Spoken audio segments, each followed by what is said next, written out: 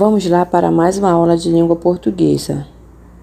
Livro, caderno 4, capítulo 4, páginas 72 a 78. Tópicos letra M antes de PIB e texto hora da leitura. Objetivo: apresentar a poesia dos espaços públicos, da arquitetura e de diferentes paisagens urbanas. Leia o poema. Bia e Edmundo. Bia é uma linda pomba que tem medo de bomba. Quando a bomba explode, Bia pia, pia pia. Edmundo é um manso elefante que gosta de andar livremente, balançando do rabo a tromba e de um banho de água quente.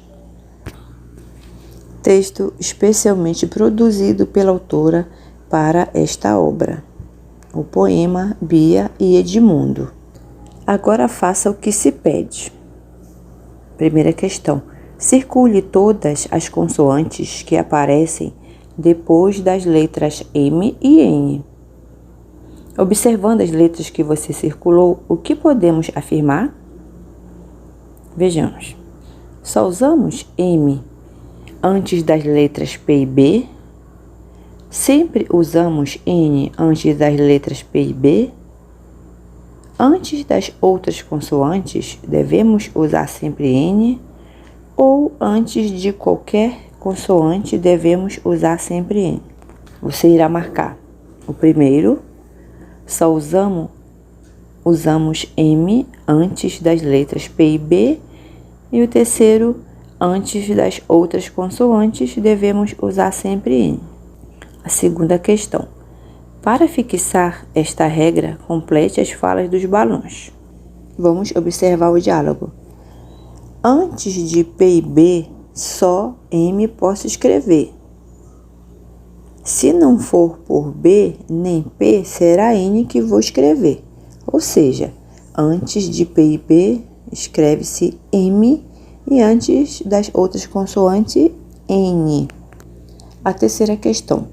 Complete as palavras com M ou N. Você vai completar as palavras com M ou N. Lembre-se que antes de P e B escreve-se M e as outras consoantes N. Exemplo: ontem, N. Tinta, N. Tampa, M. Interessante, N. Ambulância, antes de B, M e antes de C, N. E assim você vai completar as outras palavras de acordo com a regrinha. Quarta questão. Reescreva as palavras do exercício anterior em ordem alfabética. Ou seja, você vai colocar em ordem alfabética a palavra que começa primeiro com a consoante, com as vogais A e depois com as consoantes. Vejamos. Ficará ambulância, cantor, hambúrguer, importante, inteligente, interessante, lâmpada, ontem, pintor, tambor, tampa e tinta.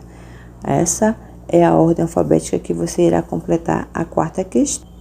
Na quinta questão, preencha as cruzadinhas com o nome das figuras.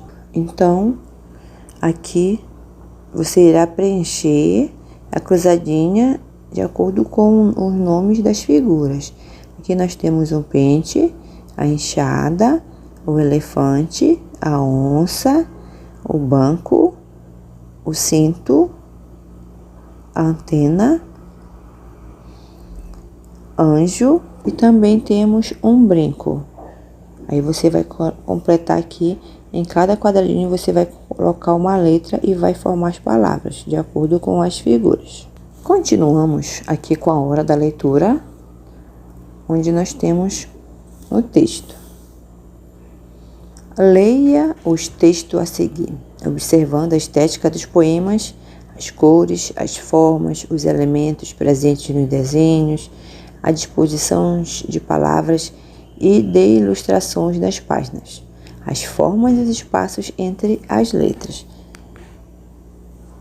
Como você pode observar na primeira imagem aqui o texto, nós temos várias letras Estas letras estão de acordo com o poema. Esse poema é chamado de poema visual, que vai formando várias palavras com essas letrinhas e vão formando vários formatos aqui, como você pode observar no texto 1. No texto 2, observe o texto pêssego. Observe a estrutura do poema. Aqui, olha, como as palavras estão escritas. Elas vêm aqui de uma forma um pouco diferenciada. Essas formas vão formando aqui as palavrinhas, e essas formas que vão formando aqui, como você pode ver aqui também no texto 1 e no texto 2, é chamado de poemas visuais. Nos poemas visuais, a forma como o texto está escrito pode sugerir imagens, sons e movimentos. Palavras, quando organizadas de diferentes formas, promovem novos significados ao texto. Atividades na página 76. A primeira questão: copie o poema referente ao texto 1. Aí você vai copiar. Alguém piscando na noite, outro alguém e outro lá, outra ali logo além, e outro mais. Não é possível. Há uma multidão piscando, ou será que é a noite que pisca? Para enxergar no negrume com seus 1000 olhos de vagalume. A segunda questão: o que são os 1000 olhos da noite? Aí você vai marcar os vagalumes, os gatos malhados ou os caçadores noturnos. Você vai marcar o primeiro quadradinho ou os vagalumes. A terceira questão: a cor da página de fundo do poema sugere a noite nas cidades, a escuridão da noite ou o medo da noite. Aí você marca a escuridão da noite.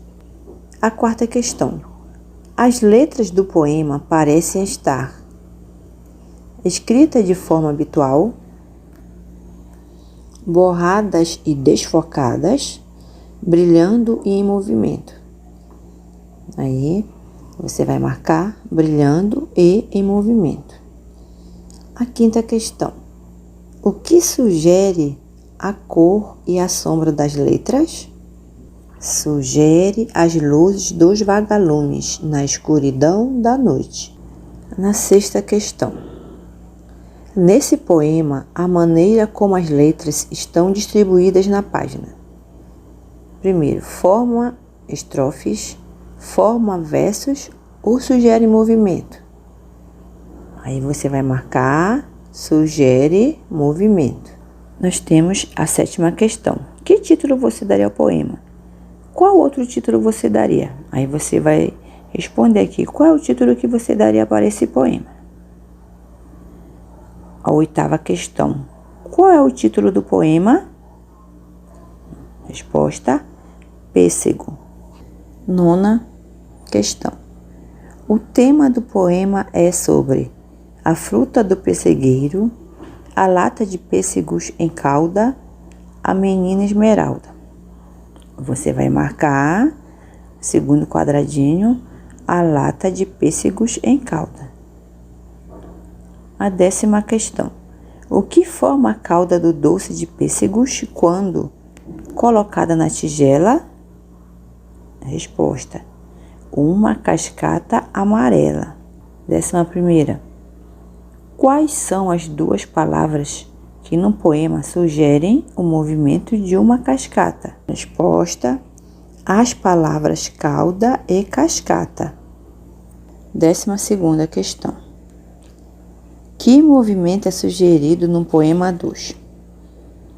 Veja, é sugerido o movimento da queda dos pêssegos em calda na tigela como se fosse uma cascata?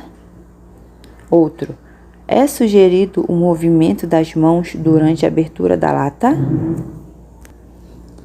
Ou é sugerido o movimento da queda dos pêssegos ao cair do pessegueiro?